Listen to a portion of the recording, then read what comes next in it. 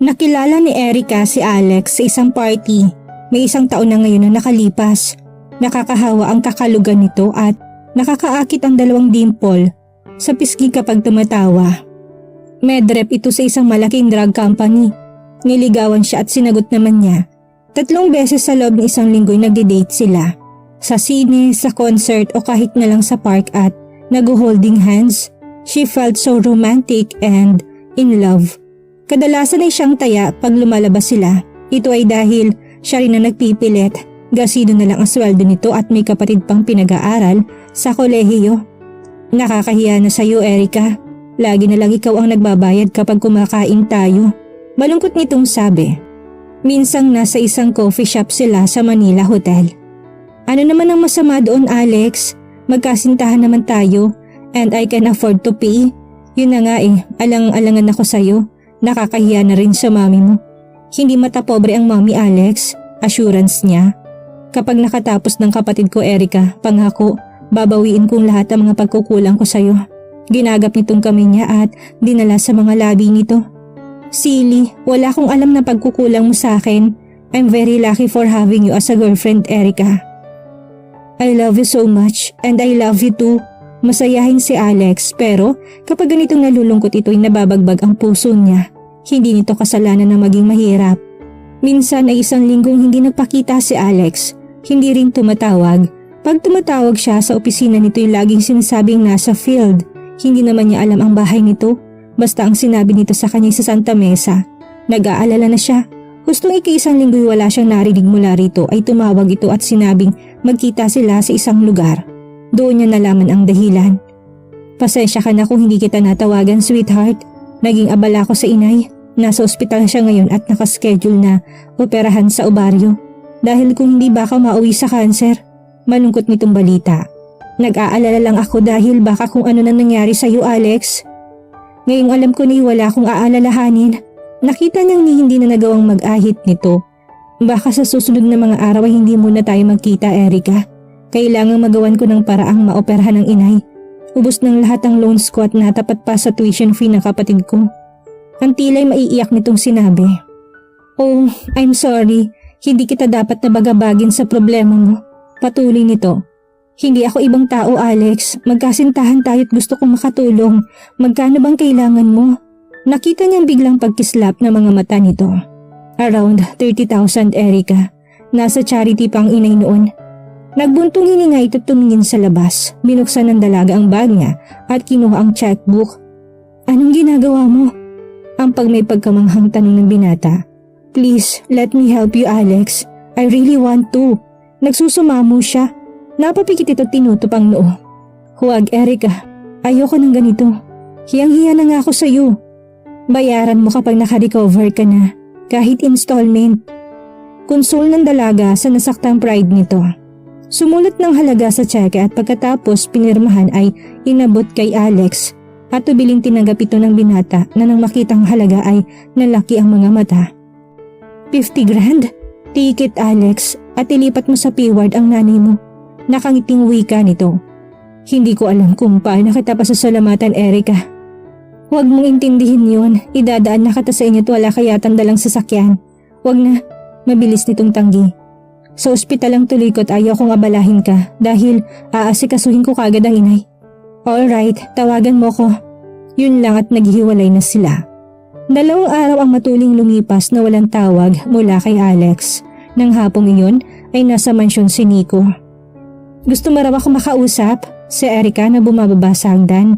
Nasa paanan si Nico at sa tansyan niya ni Erica ay kulang na lang napanhigin siya. Nagpatiunang lumabas sa lanay ang dalaga at naupo sa malapit na pool. Tinawagan ako ng bangko, Erica.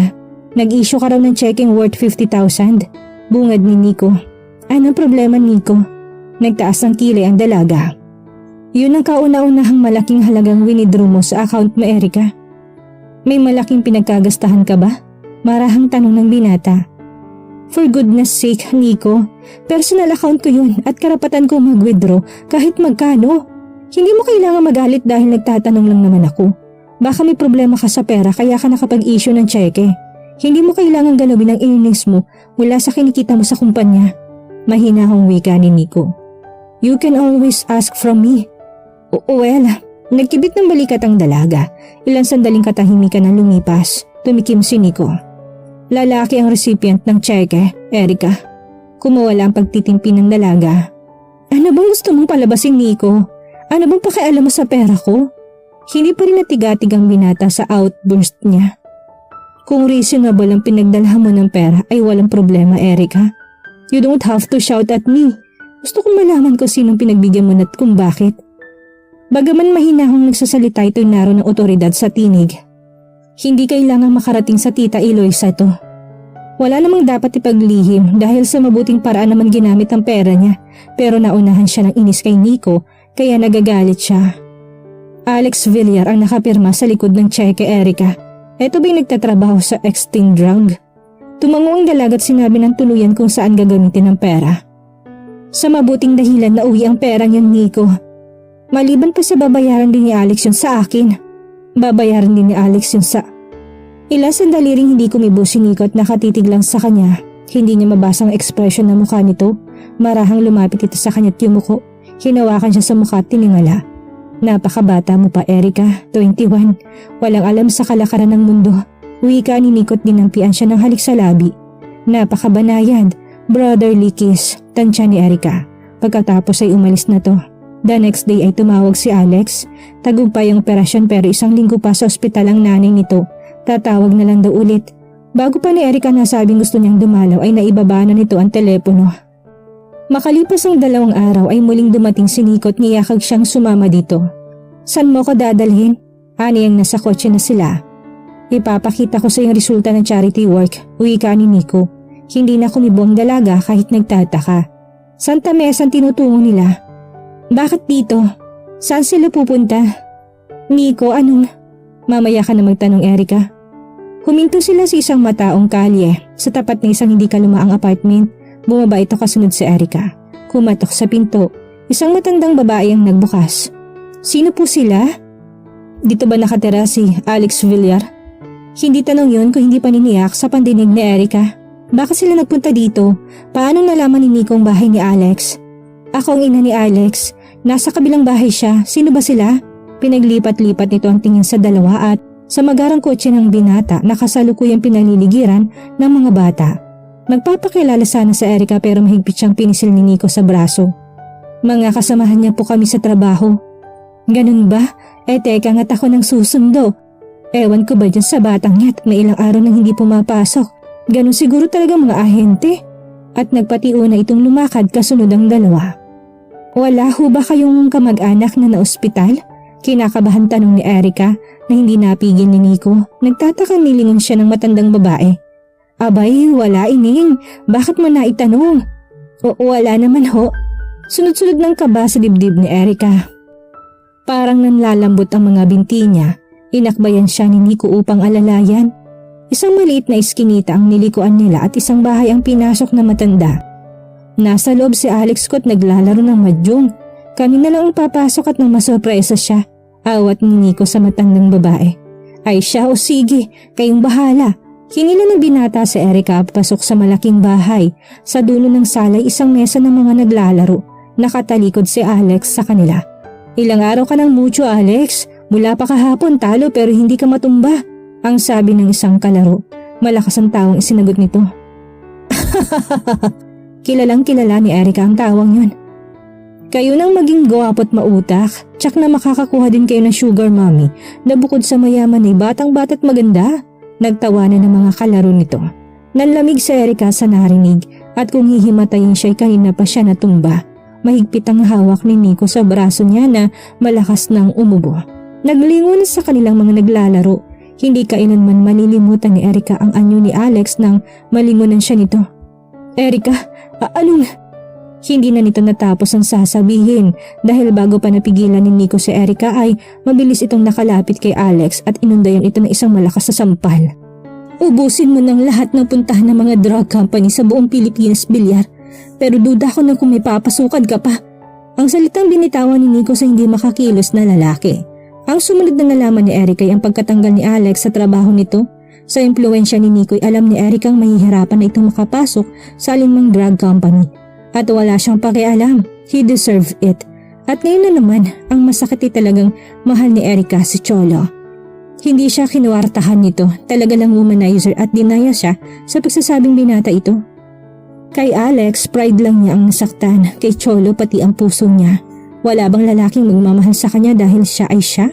Hindi dahil maganda siya at mayaman. Oo nga at may pera siya pero hindi siya apo ni Ayala. Nagkataong tulad ng mommy niya ay simpleng buhay lang ang gusto ni Erica. Hindi siya mahilig sa nightlife, sa social life, na sa palagay niya paimbabaw lang ang mga batian at ngitian. Ang sabi nila ang may pera ay para lang din sa may pera. Sinisikap niyang patunayan sa sariling hindi totoo ito pero bakit hindi umaayon sa kanyang mga pagkakataon. Pagod ang puso't isip na umuwi ng bahay si Erica. Pagpasok pa lang niya sa gate ay natanaw niya ang sasakyan ni Nico sa garahe. Damn that man, bulong ni Erica sa sarili. Sinalubong siya ni Mommy Eloisa. Nasa garden si Nico anak sa likod. Hinihintay ka niya dahil hindi ka raw pumasok. Hindi ko naman alam kung saan ka nagpunta. May inasikaso lang ako Mommy. Tumuloy ka na sa likod iha at mag-usap kayo. Gusto ni Erica magpahinga na lang pero hindi niya nais makipagtalo sa mami niya. Walang kibong nagtungo siya sa likod. Inabutan niya si Nico'ng pinapanood ang mga ibon sa malaking hawla. Ang sabi ko hindi ko na gustong makita ka pa. Nilingon siya ni Nico. Huwag mo sabihin yan Erica dahil tinitiyak kong hindi mangyayari. Besides, I was just worried. So nangyari baka kung anong maisipan mong gawin. Wala ako sa suicidal tendency Nico. Sarkastikong sagot ni Erica at saka nakapagtatakang hindi mo alam kung saan ako nandoon. Hindi ba't may binabayaran kang private investigator para subaybayan ang mga kilos ko? Huminga ng malalim ang binata. Nagbayad ako ng private investigator para alamin ang pagkatao ng boyfriend mo. Hindi para subaybayan ka. Tumawa ng bahaw ang dalaga. Kasama pang nireport sa'yo ng PI mo ang mga pinupuntahan namin ni Cholo. Nico, kung sa opisina nito, sa apartment o sa hotel, did he take pictures with us in bed? Tuyan ni Erica. Magpahinga ka na Erica. You must be probably tired. Gusto ko lang matiyak na nandito ka na. I know you're upset. Atak man tatalikod ito upang umalis subalit hinawakan ng dalaga ang braso ni Nico. Ngayong alam mong may asawa si Cholo Nico, anong gagawin mo? Ipapatanggal mo ba ang lisensya ng center niya? Huminto ang binata tumingin sa kanya. Gusto mong gawin ko yun? Hindi. Maagap ni Eric ang sagot. No harm done, kasalanan niyang naniwala siya dito at madadami ang pamilya nito. Tuluyan na siyang hinarap ng binata. Ibabalik ko ang tanong, Erica. Alam mo na ngayong may asawa si Cholo. Anong gagawin mo? Nagkibit ng balikat ang dalaga at ngumiti ng ubod tamis.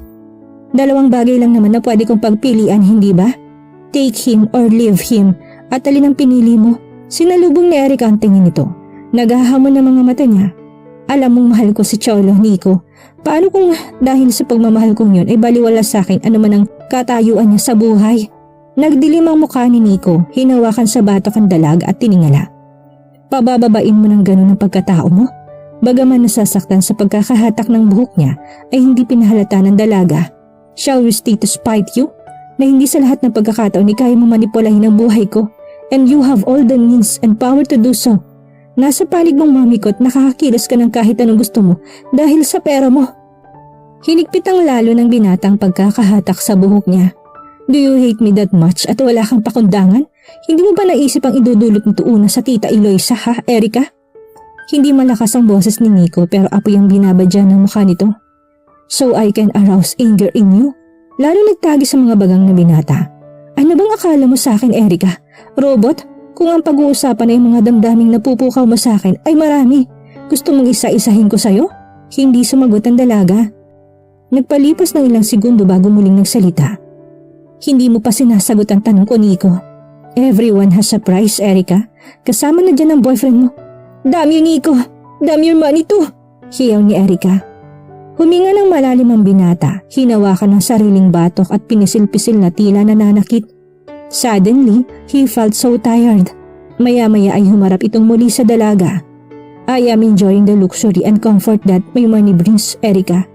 Needless to say na ikaw rin. Hinintay ng binatang salungatin niya ang sinabi nito nang hindi siya kumibo ay nagpatuloy ito. I work hard for my money, Erica. Your parents and my parents did. At ako, pinaghirapan ko kung sino't ano ako ngayon. Every minute of it. Ginagamit ko ang pera ko sa paraang tama at gusto ko. Hindi kasalanan magkaroon ng pera lalo na't galing sa mabuting paraan.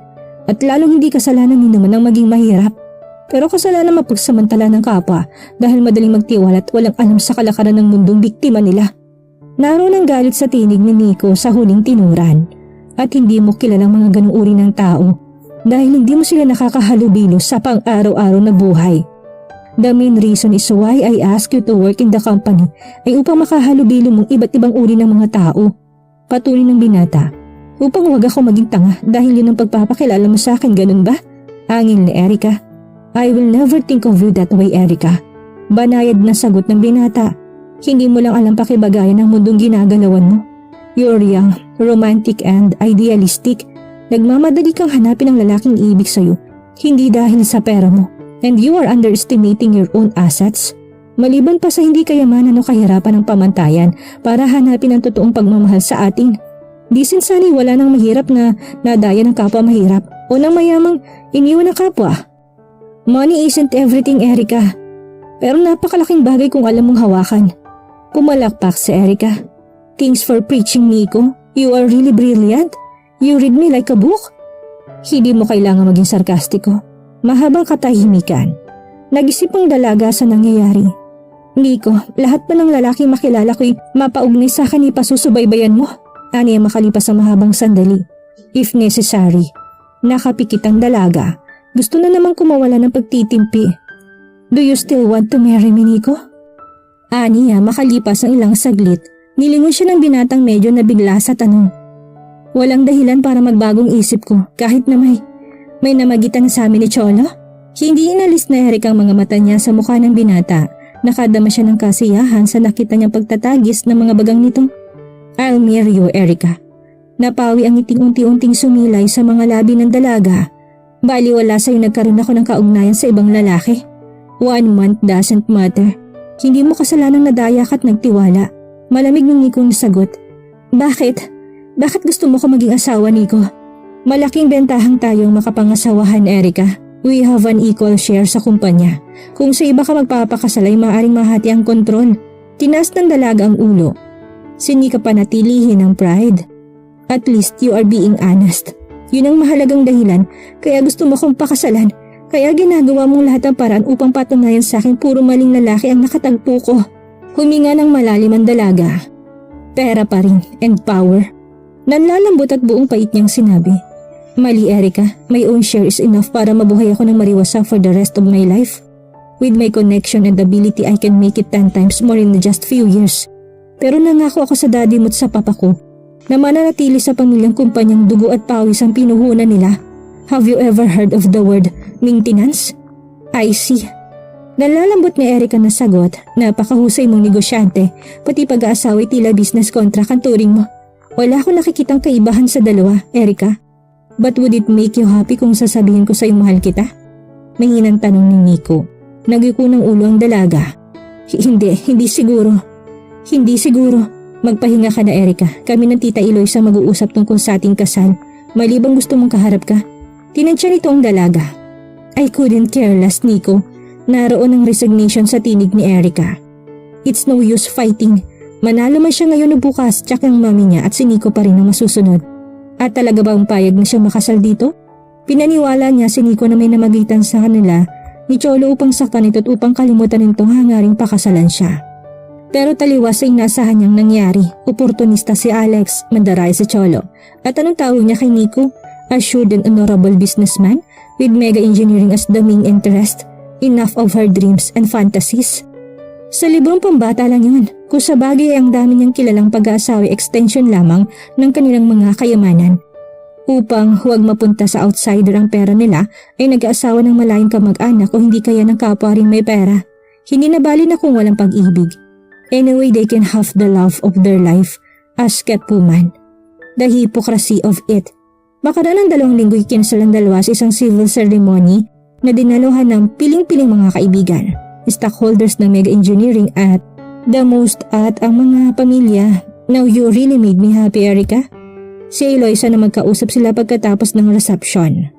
Now I don't have to worry about you. Nasa mabuti kang mga kamay. Ma'am, may gusto akong itanong sa inyo.